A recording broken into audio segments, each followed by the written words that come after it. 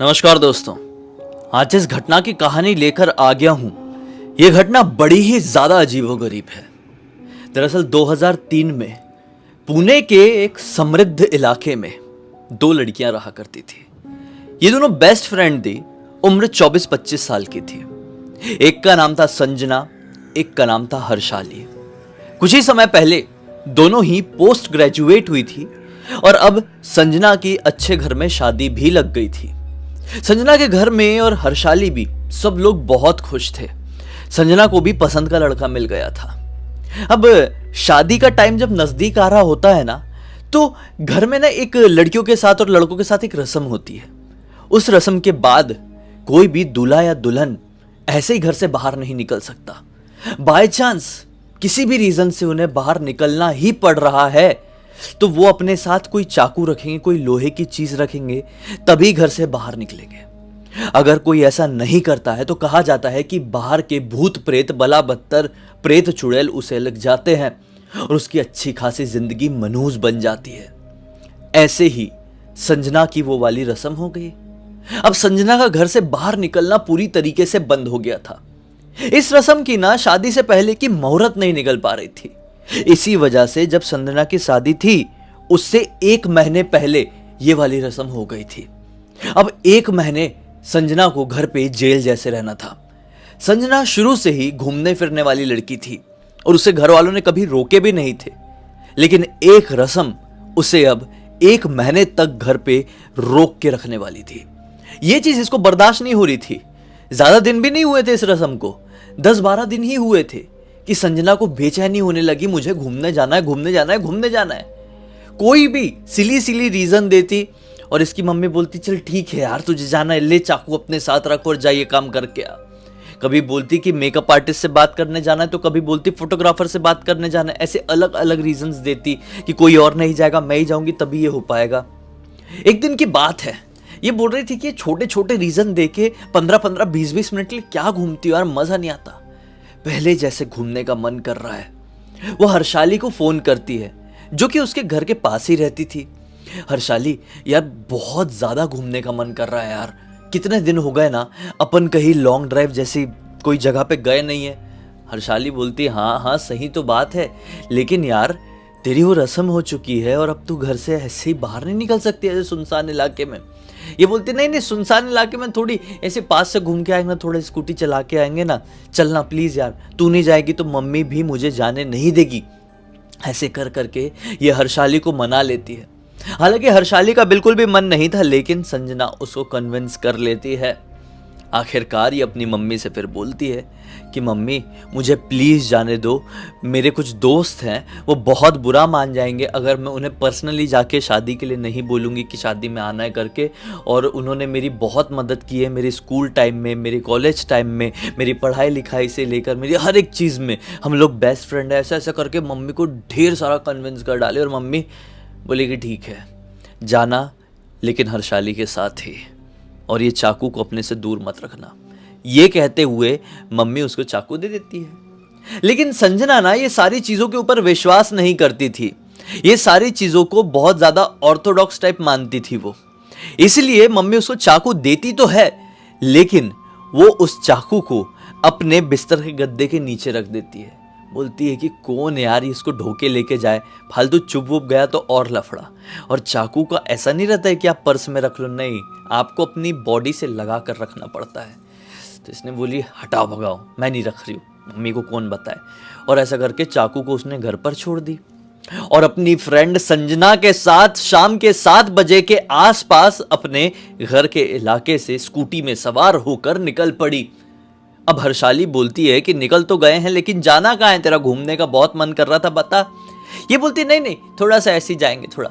ये लोग निकलते हैं, पास के पार्क में जाते हैं। अरे मैं आपको बताया नहीं, ये पुणे की कहानी है। तो पास के पार्क में जाते हैं, वहाँ पे बढ़िया टाइम पास करते हैं, बातचीत करते हैं, अपने लाइफ में जैसा इनको एंजॉय करना था वो एंजॉय करते हैं। और ये सब कुछ करते ही करते रात के 9 बज जाते हैं। अब दरअसल सीन ये था कि उस समय मोबाइल का इतना बोलबाला नहीं था, तो ना ही हर्षाली के पास और ना ही अपनी संजना के पास मोबाइल था। जी हाँ, लोगों के घर में लैंडलाइन जरूर होता था। जी हाँ, जो रख सकते थे वो रखते थे। अब 9 बजे के आसपास हर्षाली बोलती कि अब तो घर चलना चाहिए संजना, रात हो गई है। लेकिन संजना बोलती कि चलेंगे चलेंगे, लेकिन हम अपने फेवरेट वाले ढाबे में थोड़ा चाय पी के तो जाएं। ठीक है चलो भाई।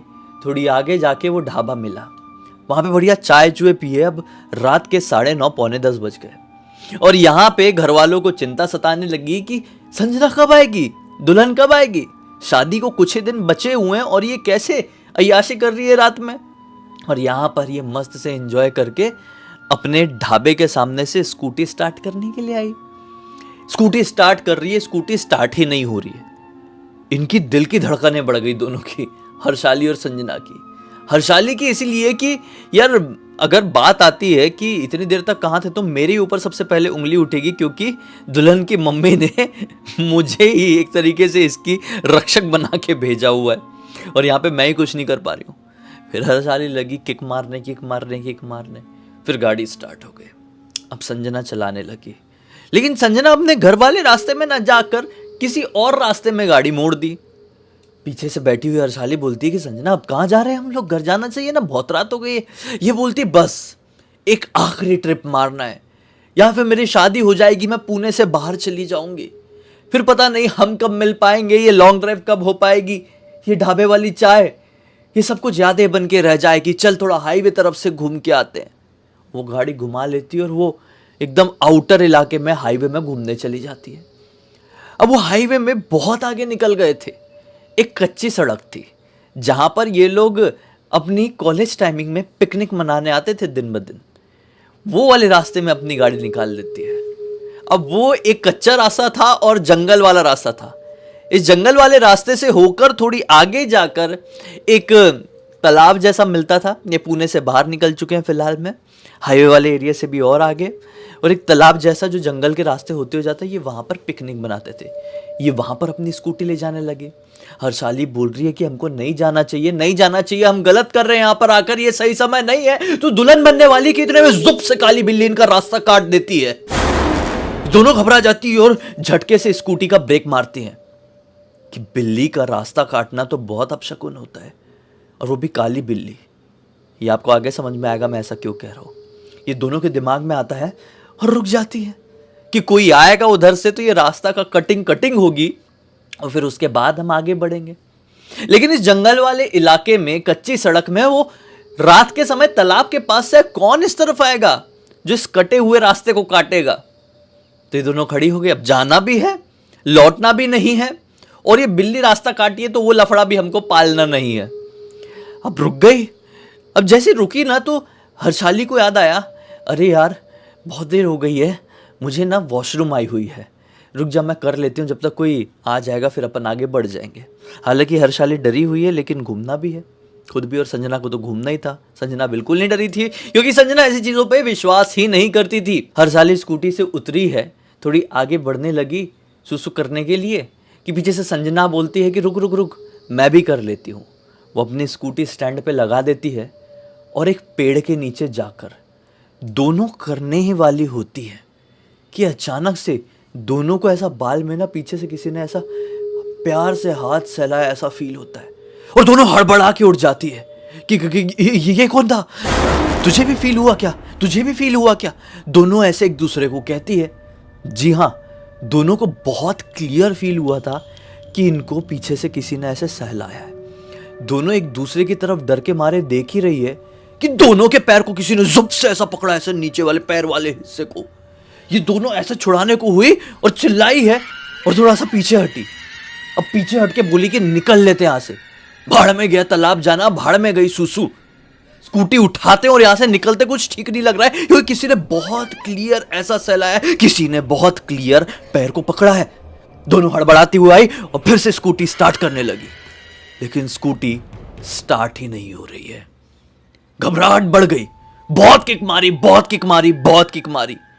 पता नहीं कैसे दूर दराज के इलाके से एक भेड़िए के रोने की आवाज सुनाई देने लगी। कोई उल्लू भी जिस पेड़ के नीचे ये सुसु करने जा ही रही थी वहां पर बैठ के चिल्लाने लगा। अचानक से हर्षाली नोटिस करती है, अरे शिट, ये तो एक इमली का पेड़ था और इमली के पेड़ के नीचे हम सुसु करने जा रहे थे। मेरी दादी बताती थी कि कभी भी कुछ भी हो जाए, इमली, पीपल, बरगद, इन पेड़ों के नीचे ऐसा कुछ करना नहीं चाहिए, वरना इन पेड़ों में ना कुछ शक्तियाँ रहती है, कभी कभी पॉजिटिव भी और कभी कभी निगेटिव भी, और ऐसा करने से वो शक्तियाँ नाराज़ हो जाती है। कहीं हमें किसी ने जो सहलाया था, हमारा पैर किसी ने पकड़ा था, वो कोई भूत भात तो नहीं था। लेकिन इतने में ही हर्षालिनी ये बोली है कि इनको सामने से एक आदमी औरत जाते हुए दिखाई देते हैं। अभी तक किक मारते हुए लगभग 15-20 मिनट हो चुके थे और पिछले 15-20 मिनट से लगातार दूर से एक भेड़िया रोए जा रहा था। लगातार इस पेड़ के ऊपर एक उल्लू आके अपनी भाषा में जो भी बोलना था वो बोला जा रहा था। यह माहौल ऑलरेडी बहुत ज्यादा डरावना हो गया था, क्योंकि हर्षाली ने अपनी दादी की बताई हुई एक ऐसी बात संजना को बता दी थी जो संजना ने कभी जिंदगी में नहीं सुनी थी और ना ही कभी विश्वास की थी।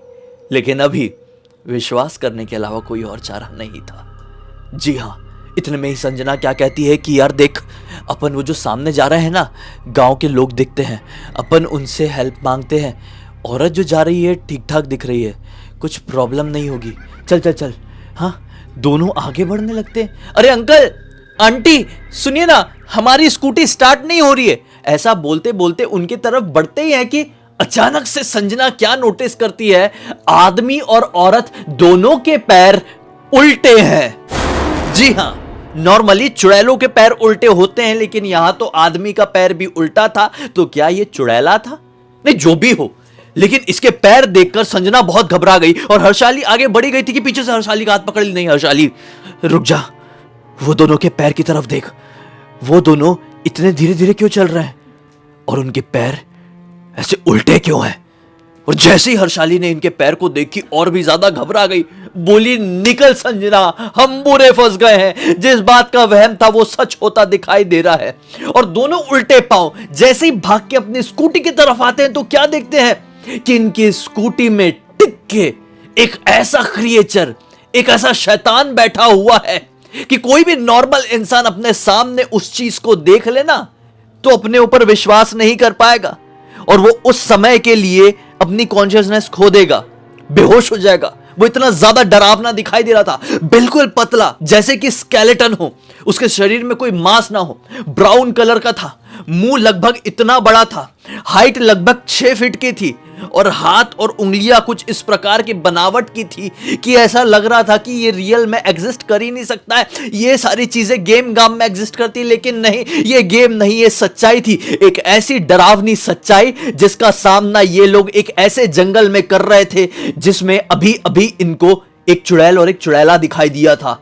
जी हां, दोनों कुछ समझ नहीं पाते हैं, 2 सेकंड के लिए ब्लैंक, और एक दूसरे का हाथ पकड़ी हिम्मत बना के भागना शुरू करी है और नॉन स्टॉप भागी है, नॉन स्टॉप सड़क पकड़ी और सड़क से भागे जा रहे हैं, भागे जा रहे हैं, भागे जा रहे हैं। लकीली इनको एक कार वाला दिखाई देता है जो कि लगभग 40-45 साल का अंकल जी रहा होगा। अंकल जी प्लीज रुकिए रुकिए रुकिए। अंकल जी भी समझदार, गाड़ी रोक देते हैं। अंकल जी इनसे पूरे रास्ते भर पूछने की कोशिश करते हैं कि क्या हो गया बच्चियों, तुम्हारे साथ कोई प्रॉब्लम तो नहीं हो गई? बोलो, मैं मदद करने के लिए तैयार हूं और मैं तुम्हारी मदद करने के लिए सक्षम हूं। लेकिन दोनों लड़कियां पूरे रास्ते भर रोती रही। क्यों नहीं रोएंगी? एक जो ये सारी चीजों के ऊपर विश्वास नहीं करती थी और एक जो ये सारी चीजों से बहुत ज्यादा डरती थी। और इन दोनों ने कुछ ऐसा फेस अभी अभी किया था जो कि अविश्वसनीय और बड़ी खतरनाक तरीके से अतुलनीय था। फाइनली अंकल इनको इनके घर तक छोड़ देते हैं, लेकिन डर इतना कि घर पे ऐसे चले गए तो घर पे तो बैंड बज जानी है, इसलिए अपने घर ना जाकर एक पड़ोस वाली आंटी जी के घर पर जाती है। वो आंटी जी बड़ी अच्छी थी, इनको अपनी बेटियों की तरह ही मतलब पाली थी हमेशा से। आंटी जी के सामने रोते रोते जाती है और आंटी जी को पूरी बात बता देती है। आंटी जी बोलती है, तुम पागल हो गए हो? इस प्रकार के क्रिएचर जिसका तुमने सामना की हो, उन्हें ब्रह्म राक्षस या ब्रह्म पिशाच कहा जाता है।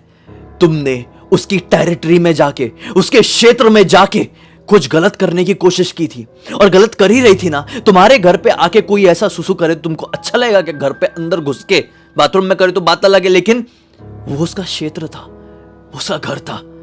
किस्मत अच्छी थी कि तुम ये जानबूझ के नहीं कर रहे थे, इसलिए उसने तुम्हारा कुछ बिगाड़ा नहीं। अगर तुम जानबूझ के कर रहे होते ना तो जिंदा बचकर यहां तक नहीं आ पाते। जैसे तैसे करके आंटी ने इनके डर को शांत करी है, पानी वानी पिलाई है, आंसू फांसू पोंछी है और बोली घर जाओ। ये घर गई और उस दिन के बाद से कसम खा ली कि हम जिंदगी में कभी ये गलती नहीं करेंगे। अच्छे से शादी हो गई संजना की। संजना का आज बेटा है, छोटा सा है, मतलब छोटा, इतना छोटा भी नहीं है, बड़ा ही हो गया है। लेकिन कुछ भी कहो, आज तक संजना उस घटना को भूल नहीं पाई है और अपने बेटे को जब भी इस कहानी के बारे में बताती है तो बेटा बोलता है, अरे मम्मी क्या बात करते, ऐसा रियल में होता है क्या?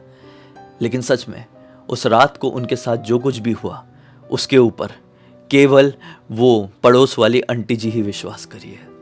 और इस पूरी घटना की जानकारी वो जो पड़ोस वाली आंटी जी थी ना, उनके पोते साहिल ने मुझे इंस्टाग्राम पर लिखकर भेजा। बोला कि सर पूरी दुनिया को बताइए कि ऐसी ऐसी चीजें भी घट जाती है जिसे लोग कितना भी कोशिश कर लो विश्वास नहीं कर सकते। इससे एक बहुत अच्छी आपको सीख भी मिली होगी। इसी बात पे अब तक इस वीडियो को देखे हैं तो लाइक जरूर कर देना, चैनल को सब्सक्राइब करके बेल आइकन दबा के ऑल के ऑप्शन में क्लिक करना, क्योंकि इसी तरह के हैरान कर देने वाले खौफनाक वीडियोस डेली आप लोगों के सामने लेके आता रहता हूं। इंस्टाग्राम के लिंक इस वीडियो के डिस्क्रिप्शन बॉक्स में मिल जाए, क्लिक करके डायरेक्टली वहां पर पहुंच जाना। और इसी तरह की कोई भी कहानी, टॉपिक या जानकारी आप लोगों के पास भी है तो लिख भेजना। हो सकता है मेरा अगला वीडियो कल आपके हिसाब से ही बन रहा हो। तो चलिए कल फिर से मिलते हैं, तब तक के लिए बहुत बहुत धन्यवाद। आपका दिन शुभ हो।